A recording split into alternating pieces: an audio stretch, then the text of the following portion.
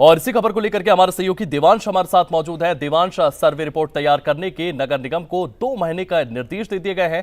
जामा मस्जिद के आसपास अतिक्रमण का ये सर्वे होना है, इसको लेकर के और क्या कुछ जानकारियां सामने आ रही है देवांश? जी बिल्कुल, देखिए विश्व प्रसिद्ध जामा मस्जिद की अगर बात करी जाए तो इसके आसपास की जो पार्किंग है और जो दुकानें हैं उसके सर्वे के लिए भी अब दिल्ली हाई कोर्ट ने आदेश दे दिए हैं। इस वक्त मेरी मौजूदगी जामा मस्जिद के बिल्कुल सामने है। आप देख सकते हैं कि ये जो पार्किंग है Jama Masjid parking for visitors, gate number 6, gate number 4, gate number 5, ये वो तमाम जगह हैं जिनका सर्वे होना है और नगर निगम को इस सर्वे के लिए 2 महीने का मात्र वक्त दिया गया है।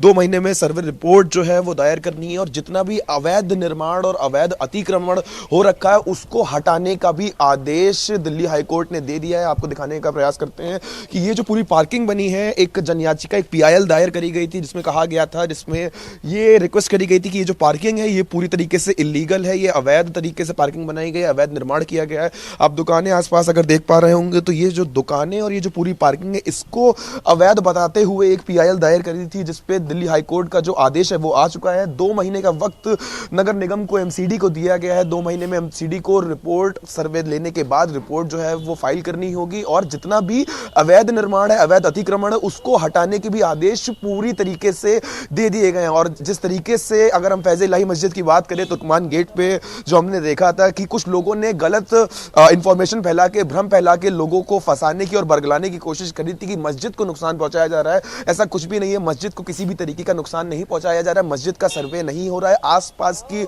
जितनी भी इलीगल या अवैध अतिक्रमण है या अवैध निर्माण है उसका सर्वे MCD को करना है। और तुर्कमान गेट के आसपास फैज़ इलाही मस्जिद को लेकर के आदेश जारी किया गया और अब जामा मस्जिद के आसपास के अतिक्रमण को देखा गया है। इन दोनों चीजों को किस तरीके से देख रहे हैं?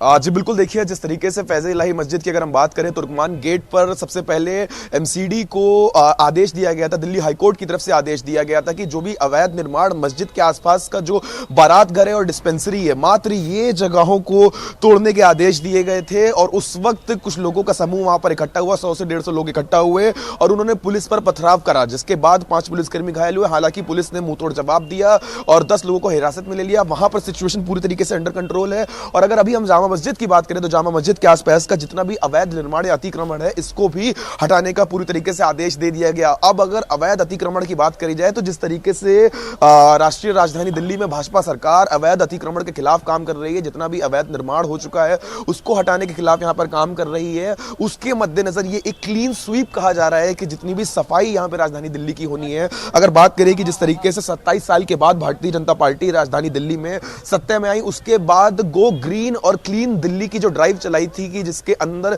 जितनी भी अवैध अतिक्रमण के द्वारा जितनी भी झुग्गियां बनाई गई, जितना भी अवैध अतिक्रमण हो चुका है उसको हटाने के आदेश दिए गए। तो उसी एक ड्राइव के अंदर ये जो याचिका दायर करी थी, यहां पर 2 जजों की बेंच ने यहां पर सीधा सीधा आदेश दिया कि जामा मस्जिद के आसपास जितनी भी पार्किंग है और जिस पार्किंग में हम खड़े ये भी पूरी तरीके से अवैध मानी जा रही है। ये आरोप लगाया गया उस याचिका में कि ये जो पार्किंग है ये पूरी तरीके से अवैध है। इसी के मद्देनजर MCD को निर्देश दिया गया है कि अब MCD को 2 महीने के अंदर पूरी रिपोर्ट फाइल करनी होगी और जितना भी अवैध अतिक्रमण या अवैध निर्माण करके जो यहां पर पार्किंग बना रखी है, आगे मैं आपको दिखाना चाहूंगा कि जो दुकान आप देख पा रहे होंगे और ये वो तमाम चीजें हैं जो उस याचिका के अंदर दायर करी गई हैं और इनको अवैध बताते हुए वो याचिका दायर हुई है, जिसके लिए अब MCD को 2 महीने का वक्त दिया गया और 2 महीने के अंदर अब MCD को एक रिपोर्ट फाइल करनी है और उसके बाद जितना भी अवैध अतिक्रमण या निर्माण हो रखा है उसको हटाने के आदेश दिल्ली हाई कोर्ट ने दिया। जी देवांश, आदेश दे दिए गए हैं, लेकिन जिस तरीके से जामा मस्जिद के सामने की अगर बात की जाए तो वहां पर भी तमाम दुकानें लगती हैं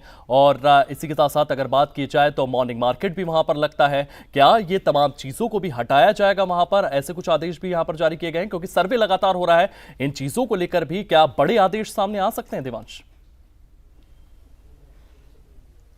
आज बिल्कुल, देखिए आयुष, अगर बात करी जाए कि जामा मस्जिद के आसपास की जितनी भी दुकानें हैं या जितनी भी कमर्शियल टॉयलेट्स बने हुए हैं, जो पैसा लेकर के जो टॉयलेट्स यूज करने की परमिशन दी जा रही है, जितने भी कमर्शियल टॉयलेट्स बने हैं, जितनी भी कोल्ड ड्रिंक की दुकानें, जितने भी फेरी वाले हैं जो कि अवैध तरीके से यहाँ पर पहुंचे हुए हैं, जिन्होंने अवैध रूप से यहाँ पर अतिक्रमण कर रखा है, जिन्होंने सरकारी जमीन पर, जिन्होंने MCD की जमीन पर कब्जा किया हुआ है, उसको हटाने का जो आदेश है वो फिलहाल दिया गया है। और अभी 2 महीने का वक्त MCD के पास है। 2 महीने में MCD को पूरी एक रिपोर्ट दायर करनी है, पूरा सर्वे करना है कि कौन कौन सी जमीन पर अवैध अतिक्रमण हुआ है, कौन सी जमीन पर अवैध निर्माण हुआ है और कब से ये कब्जा है और इस कब्जे को हटाने के लिए क्या कुछ प्रक्रिया होनी है। चूंकि हमने फैज़ इलाही मस्जिद की अगर बात करें तो आसपास में जो बारात घर और जो डिस्पेंसरी थी, जो कब्रिस्तान के आसपास की जमीन थी, वो पूरी तरीके से अवैध थी। अवैध निर्माण वहां पर किया गया था, उसको वहां पर हटाया गया और कुछ वैसा ही देखने को हमें यहाँ पे भी मिलेगा। जी देवांश, इस तमाम जानकारी के लिए आपका बहुत बहुत धन्यवाद। इसी